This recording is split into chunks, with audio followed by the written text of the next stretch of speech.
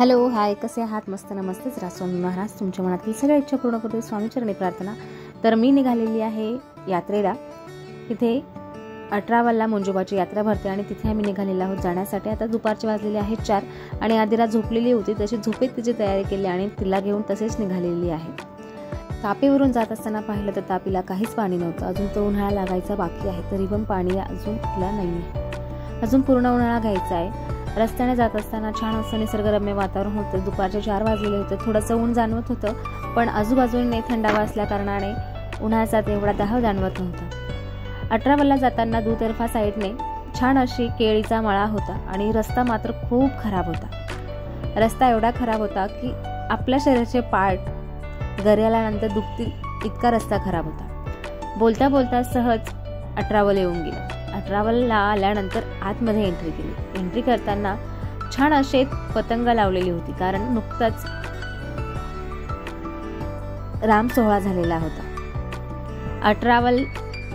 18 मध्ये आल्यानंतर 18 पासून बरीच लांब यात्रा भरते. इथे लांब 4 व्हीलरच्या रांगा लागलेल्या होत्या आणि यात्रेत गर्दीही फार होती. तरी मी रविवारी गेलेले. शनिवार आणि सोमवार जर तुम्ही 18 यात्रेला जाल तर तुम्हाला प्रचंड प्रमाणात गर्दी पाहायला मिळेल, कारण की इथे शनिवारी आणि सोमवारी मुंजोबाचा मान असतो. इथे जर तुम्ही खानदेश भागात जर कधी तुम्ही पाहिलं तर तुम्हाला प्रत्येक गावागावात, म्हणजे खानदेशातल्या प्रत्येक गावात किंवा प्रत्येक गल्लीमध्ये तुम्हाला मुंजोबाचं मंदिर दिसेल. आणि ज्या गावात तुम्ही जुन्या गावात जर जात असाल, जुनं गाव म्हणजे जुनं जळगाव, जुनं भुसावळ, गावामध्ये असलेलं जे जुनं पारंपरिक जे घरं असतात खूप जुने, त्या इथे तर नक्कीच तुम्हाला मुंजोबाचं मंदिर पाहायला मिळेल. आणि मुंजोबाचा इथला हा जो देव आहे हा जागरूक देव आहे असं म्हटलं जातात. खानदेशाचा ग्रामदेवता असं सुद्धा म्हटलं जातं, कारण की श्रद्धा आणि विश्वासाने या देवाला खूप मनोभावाने मानलं जातं. आणि याच यात्रेमध्ये डोंबारी आपला खेळ दाखवून पोटाची आग विझवतो.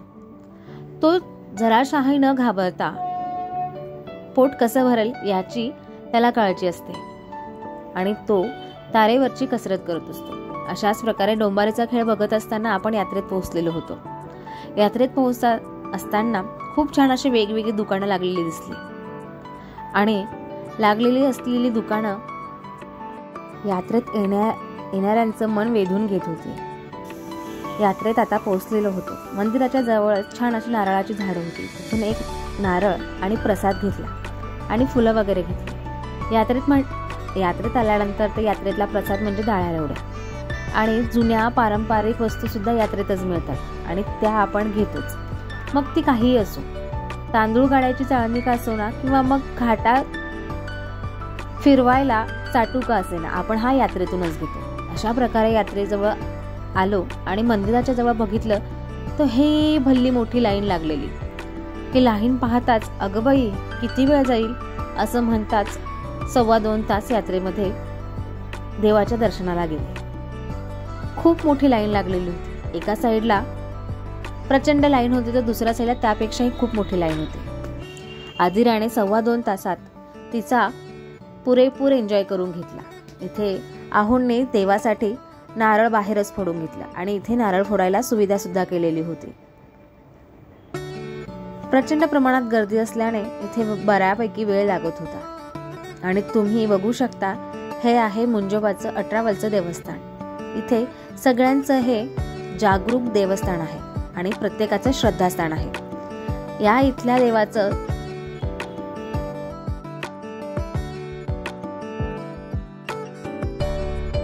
तुम्ही मंदिरात गेल्यानंतर मुंजोबाचं दर्शन तर तुम्हाला आम्ही दाखवणारच आहे. आणि मुंजोबाचं दर्शन म्हणजे घर बसल्या मिळणं ही फार मोठी भाग्याची गोष्ट आहे.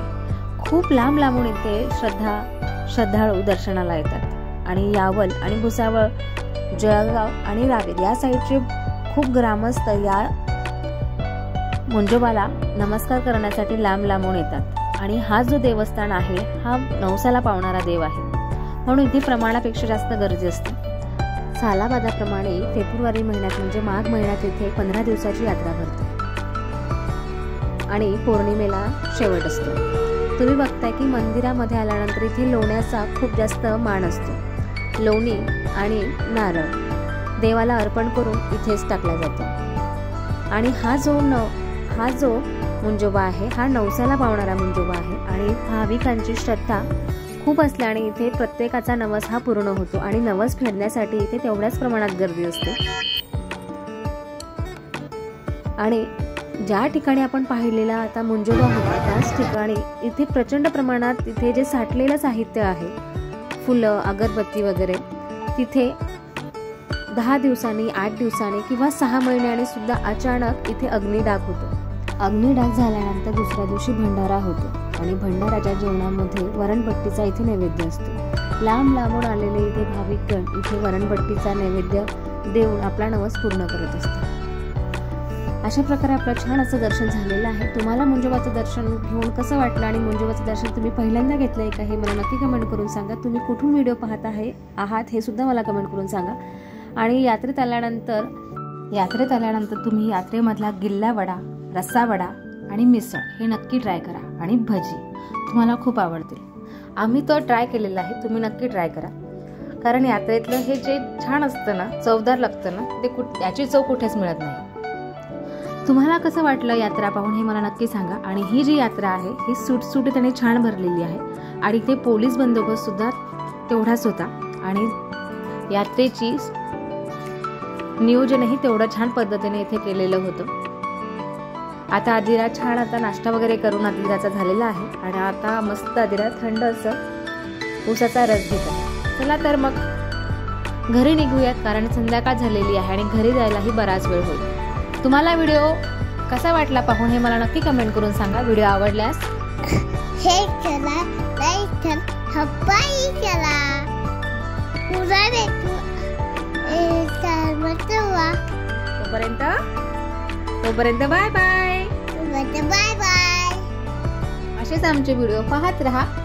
आपल्या व्हिडिओ पाहा आणि आमच्या व्हिडिओला प्रेम द्या. असेच नवनवीन व्हिडिओ पाहण्यासाठी चॅनलला सबस्क्राईब करून ठेवा. चला तर मग पुन्हा एका व्हिडिओ मध्ये भेटू.